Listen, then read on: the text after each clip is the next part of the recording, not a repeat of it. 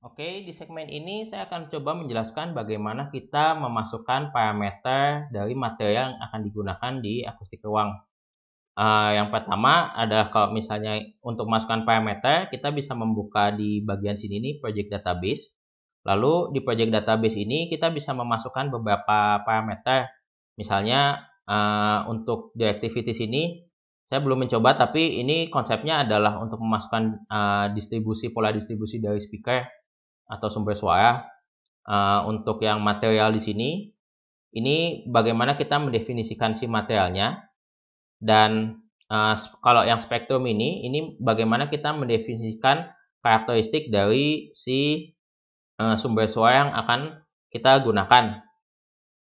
Nah, untuk di sini kita akan fokus dulu ke yang material. Jadi untuk material, di sini sudah ada beberapa yang punya database, tapi untuk database ISIMPA sendiri dia generik, jadi tidak mengandung material apapun, dia hanya ada berapa persen absorpsi ini, 10%, 20%, 30%, dan seterusnya.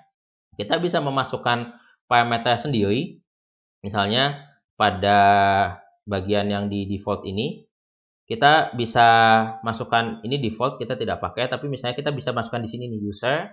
Ini kalau misalnya kita klik kanan, ini bisa new material. Jadi kalau misalnya klik new material akan keluar seperti ini. Ini kita bisa tambah sebanyak apapun. Ini misalnya kita definisikan di sini, kita kasih nama misalnya materialnya adalah lantai. Misalnya untuk lantai. Di sini ada beberapa fitur, display ini menunjukkan warnanya. Jadi kita kalau ingin mendefinisikan warna dari material berdasarkan material yang berbeda bisa dimasukkan ke sini. Material description, ini adalah deskripsi dari materialnya. Misalnya lantai, deskripsinya seperti apa, mass density-nya seperti apa. Nah, yang harus diperhatikan di sini, kalau misalnya kita melakukan simulasi pada, misalnya untuk melihat suara yang transmisi dari suara dari satu ruangan ke ruang lain, ini biasanya kan dindingnya dua arah nih. Jadi kita bisa memasukkan di sini bahwa bidangnya sebenarnya dua arah dengan parameter absorpsi yang sama. Nah, untuk memasukkan materialnya kita masukkan di bagian material spektrum. Ada beberapa parameter yang bisa dimasukkan. Yang pertama adalah absorpsi. Absorpsi ini adalah parameter koefisien absorpsi. Jadi koefisien absorpsi ini kalau di sini dimasukkan 1 sebagai yang benar-benar diabsorb, jadi absorpsinya 1. Kalau 0 itu sebagai yang dipantulkan. Jadi kita bisa memasukkan parameternya di sini.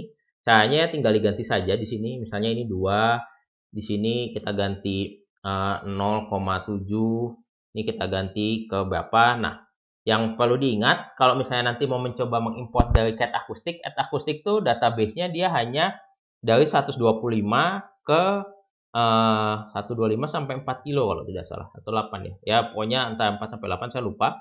Dalam satu oktav. Sementara di ISIMPA ini dia parameternya menggunakan sampai 3 oktav.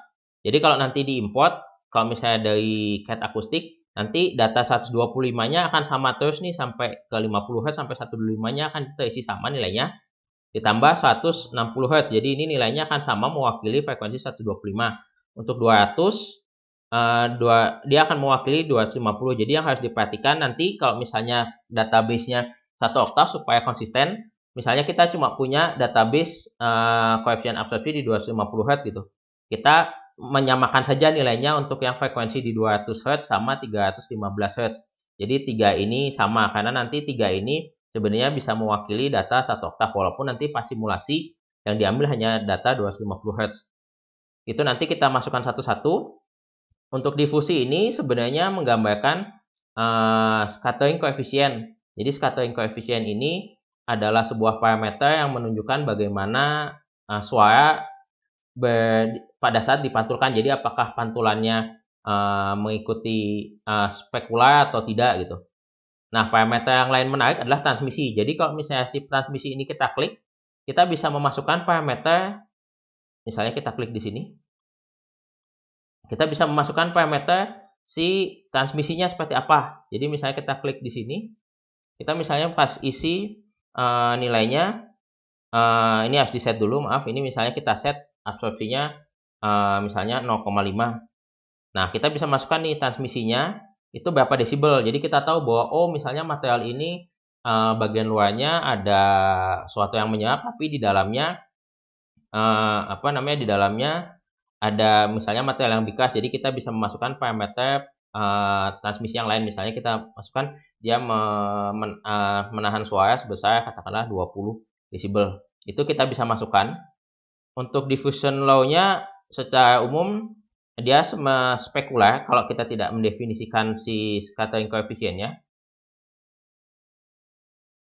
Nah, ini kalau misalnya kita masukkan scattering coefficient-nya, kita akan ada parameter, kita bisa mensimulasikan diffusion law-nya seperti apa, perilaku dia diffusion seperti apa, apakah spekular, uniform, dan segala macamnya.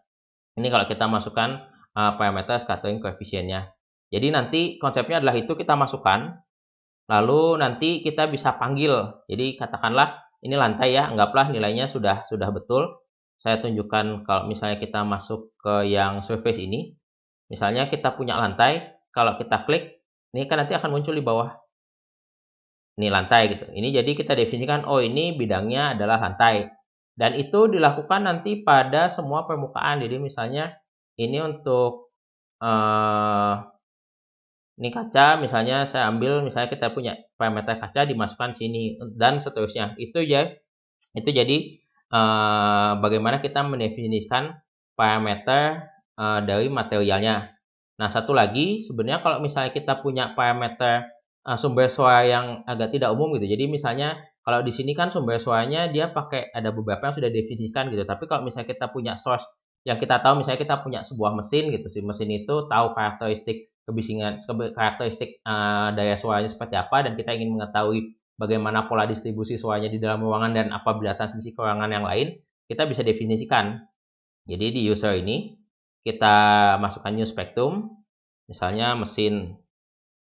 Nanti di sini dimasukkan saja pada parameter 50 Hz berapa desibel. Untuk yang desibel A-nya dia akan otomatis mengikuti.